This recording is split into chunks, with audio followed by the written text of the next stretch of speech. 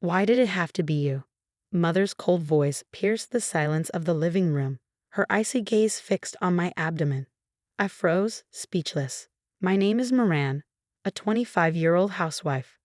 My older sister Tara is 3 years my senior and has always been Mother's favorite. For years, I longed for Mother's approval. When I discovered I was pregnant, I dared to hope that news of her first grandchild might bridge the chasm between us. That day, my husband Warner and I visited my parents' house to share our announcement. Tara was the first to greet us, her bright smile as warm as ever. "Maran, it's been so long," she said, pulling me into a hug. Father was out at work, but Tara assured me he'd return soon. When Mother appeared, her expression tightened at the sight of me, though she quickly masked it with a smile as soon as she noticed Warner. "Oh my, I don't have anything prepared for your visit." "Just a moment," she said, retreating to the kitchen. Minutes later, she returned with a plate of homemade cookies. They were laden with sugar, something she knew I disliked. "Ah, that's right. Maran doesn't like sweets, does she?" she said with exaggerated concern, her gaze shifting to Warner. "I'm sorry." Warner smiled politely and replied, "Who I'm eating with matters more than what I'm eating." Mother's response was curt. "I see." She sat down on the sofa, her gaze still guarded. With everyone seated, I took a deep breath. "We came here today because we have something important to share." My voice trembled slightly. Mother's sharp eyes bore into me, but I pressed on. "Actually, I'm pregnant." For a moment, the room was utterly silent. Then Tara broke it with a joyous cheer. "Maran, congratulations," she said, throwing her arms around me. But Mother's expression darkened. Warner excused himself to take a work call, and Tara headed to the kitchen to make tea. Left alone with Mother, the tension in the room became suffocating. Her mask slipped completely. "Why did it have to be you?" she spat, her voice trembling with suppressed rage. I opened my mouth to respond, but she cut me off. "The first grandchild should have been Tara's. Someone like you." Before I could process her words, she stood abruptly and kicked me hard in the stomach. The pain was searing, and I collapsed, a scream tearing from my throat. "Mother, stop." Tara's horrified cry came from the kitchen doorway. She ran to me as Warner burst back into the room, his face a mix of shock and fury. "Maran," he shouted, kneeling beside me as I curled into myself, trembling. Tara grabbed her phone and called an ambulance while Warner held me protectively. "What are you doing?" She bumped into the dresser, Mother said calmly, waving a dismissive hand. But Tara's voice cracked with anger. "Mom, I saw you. You kicked her in the stomach." As the sound of ambulance sirens grew louder, I drifted in and out of consciousness. Warner squeezed my hand, whispering, "It's okay. I'm here." Tara was sobbing as she restrained Mother, shouting, "What if something happens to the baby?" The paramedics arrived, their voices urgent and commanding. As they lifted me onto the stretcher, Mother's cold stare burned into me, a concentrated embodiment of the disdain she'd shown me my entire life. Tara rode with me in the ambulance, holding my hand tightly. "I'm so sorry," she said over and over, tears streaming down her face. "I should have noticed before." Despite my pain, I felt a glimmer of gratitude for my sister. Her warmth and love had been a constant, even in the shadow of Mother's indifference. As the ambulance sped toward the hospital, the glow of streetlights flickered across my vision. My mind drifted to memories of my childhood. When had Mother's treatment of Tara and me diverged so starkly? I couldn't pinpoint the moment, but I knew Mother, the town's former beauty queen, had always reveled in how Tara mirrored her looks. Every neighbor's compliment, "You're Patricia's daughter, aren't you?" seemed to make her glow with pride. I, however, with my features taking after Father, had always been her disappointment. Lying in a hospital bed later that night, I came to a decision.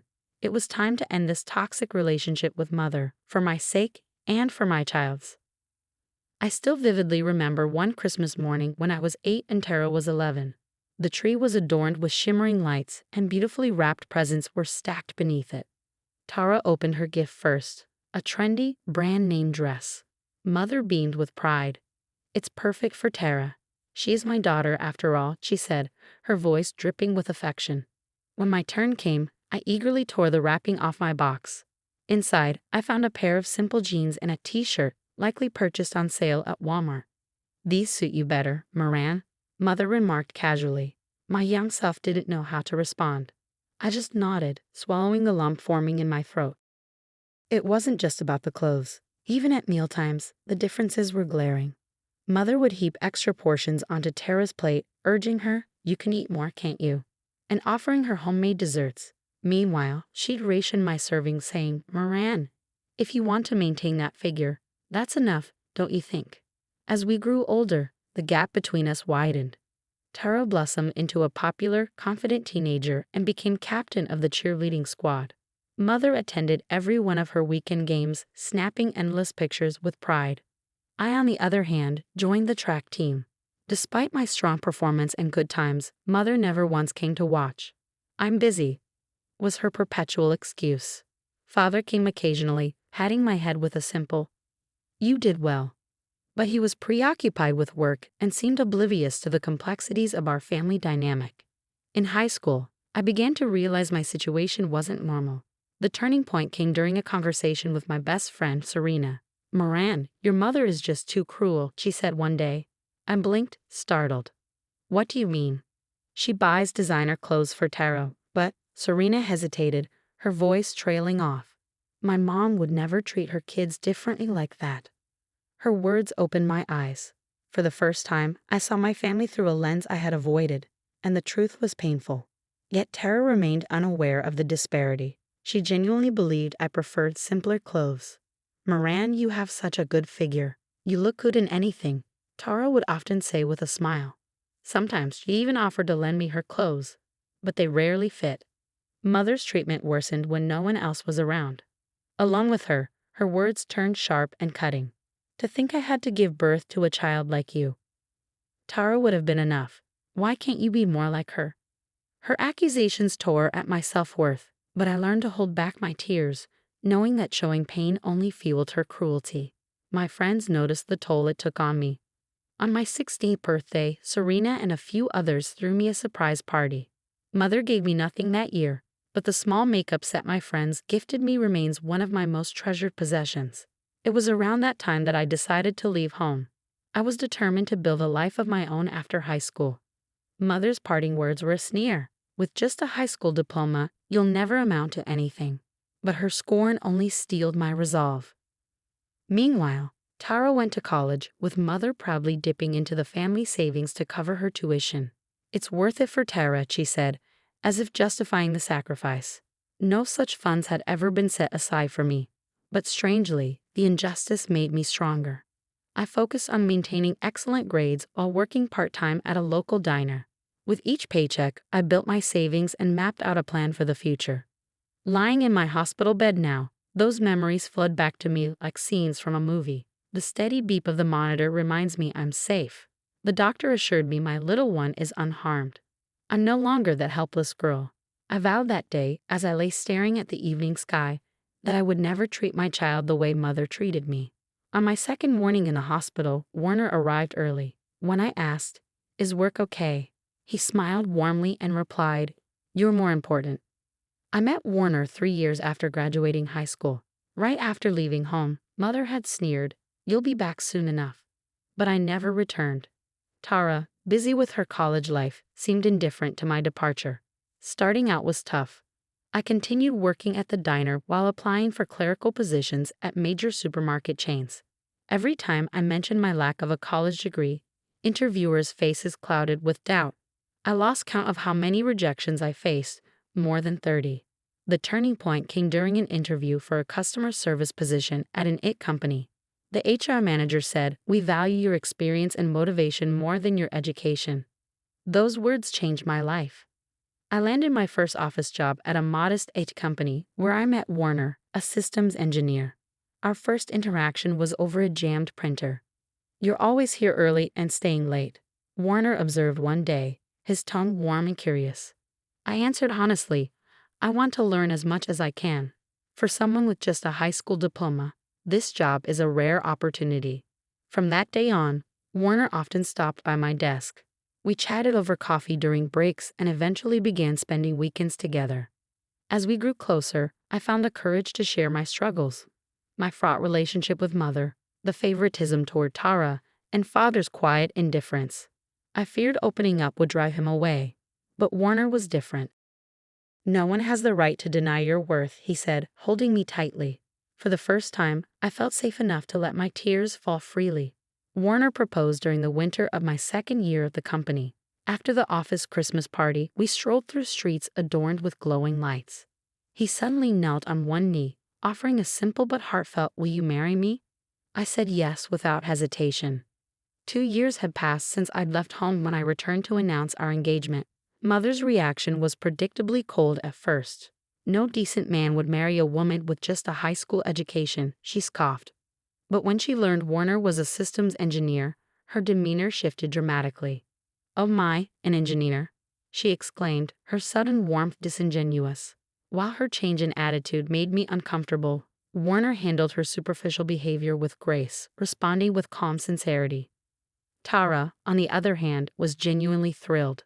"Maran, I'm so happy for you," she said, embracing me with a bright smile and offering to help with the wedding preparations.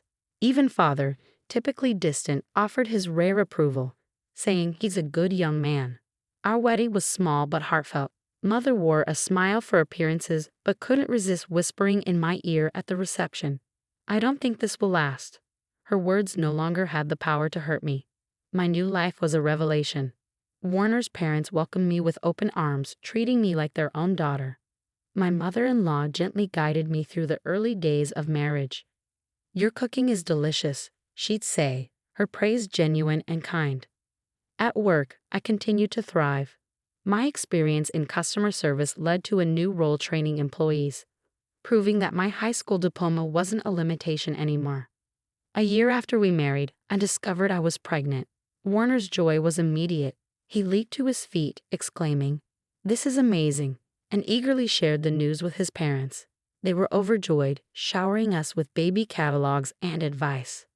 Despite their excitement, I hesitated to tell my own family. I knew Mother would find a way to ruin the moment. Yet, a small part of me held on to hope. Hope that this baby might bridge the divide between us. Warner encouraged me, "I'll go with you." We set a date and informed Tara beforehand. That day now feels like a nightmare. As I lied in his hospital bed, the faint fragrance from the bouquet Warner brought fills the room. His whispered words, "It's our turn now," resonate deeply. Despite everything, I know I have Warner, our baby, and a happiness no one can take from me. A knock at the door interrupts my thoughts. "Ma'am, it's time for rounds," the nurse says gently, pulling me back to reality. The choices ahead will be hard, but there's no turning back. The doctor's earlier words echo in my mind. There's a small fracture, but the fetus is unaffected. Relief washed over the room when he said it.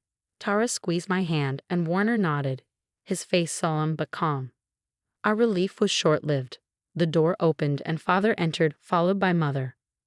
"Maran," Father said, his voice tinged with distress. "Tara called us. Is it true?" Mother cut him off, her tone defensive. "What are you talking about? Maran just bumped into the dresser, that's all."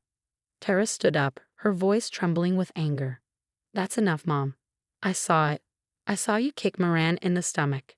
The color drained from Father's face. "It can't be." Before he could say more, another knock came. A social worker stood at the door. "May I speak with you?" Though her voice was calm, her presence radiated authority. Mother crumpled, tears streaming down her face. "I'm being made the villain. Everyone's ganging up on me," she wailed, but no one was moved by her performance. The social worker remained composed. "This is clearly a case of violence, especially concerning a pregnant victim. It will be treated as a serious matter." Her words froze Mother in her tracks. "I can report this to the police," the social worker added, "but if you'd like to discuss this as a family first." Tara's voice cut through the tension. "Maran, let's tell them everything now." I took a deep breath.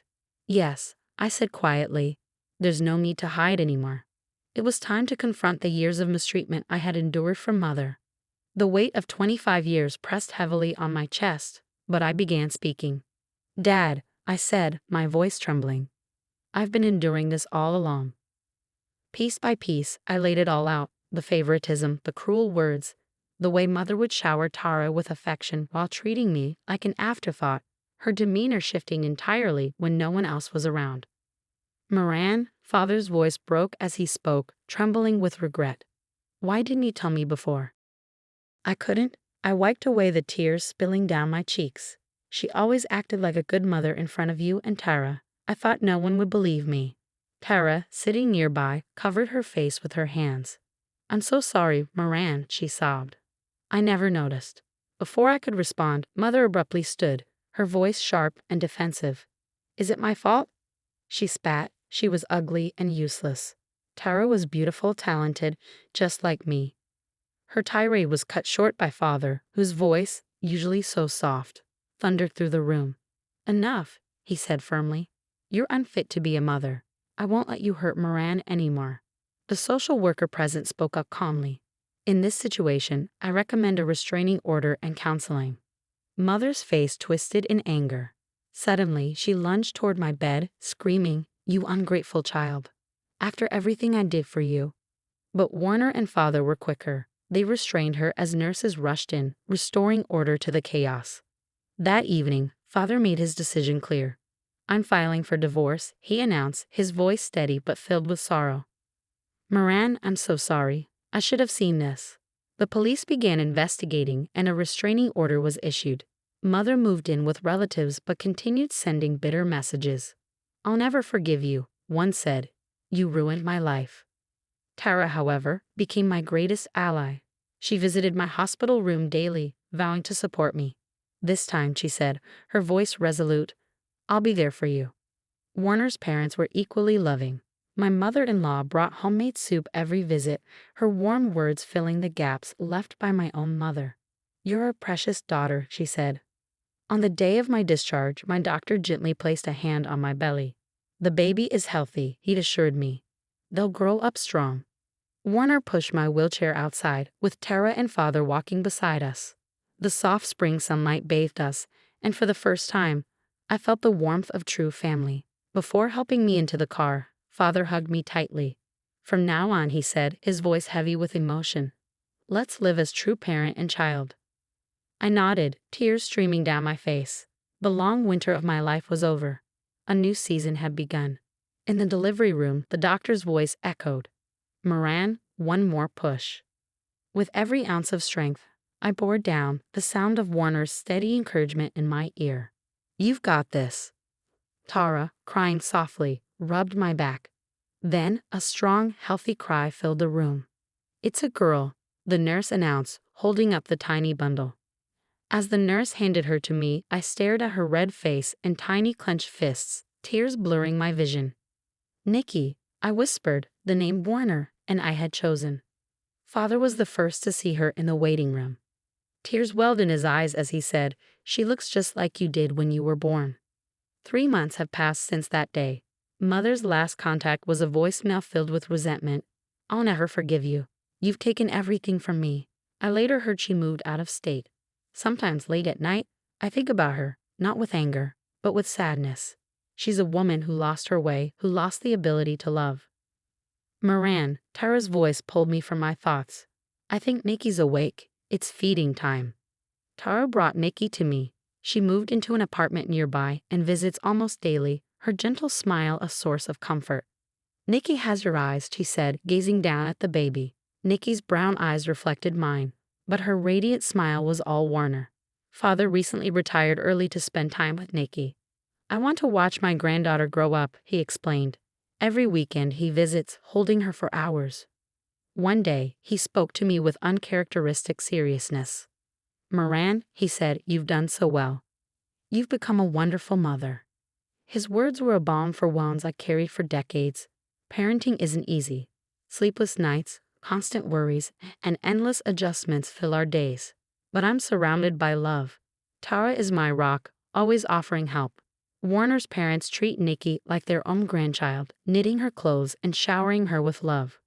I've started attending a support group for mothers with complicated family histories. Sharing my story has helped me heal. On Nikki's 6-month birthday, we held a small celebration. Father, Tara, Warner's parents, and close friends filled the room with laughter and warmth. As the setting sun bathed us in light, Warner leaned in and whispered, Are you happy? I smiled. Very. Looking at Nikki's peaceful face, I silently vowed to give her unconditional love, to shield her from the darkness I once endured. As if sensing my thoughts, Nikki reached out her tiny hand, her touch reassuring me. This is where our real story begins. The spring breeze outside swayed the trees gently, promising a bright future ahead.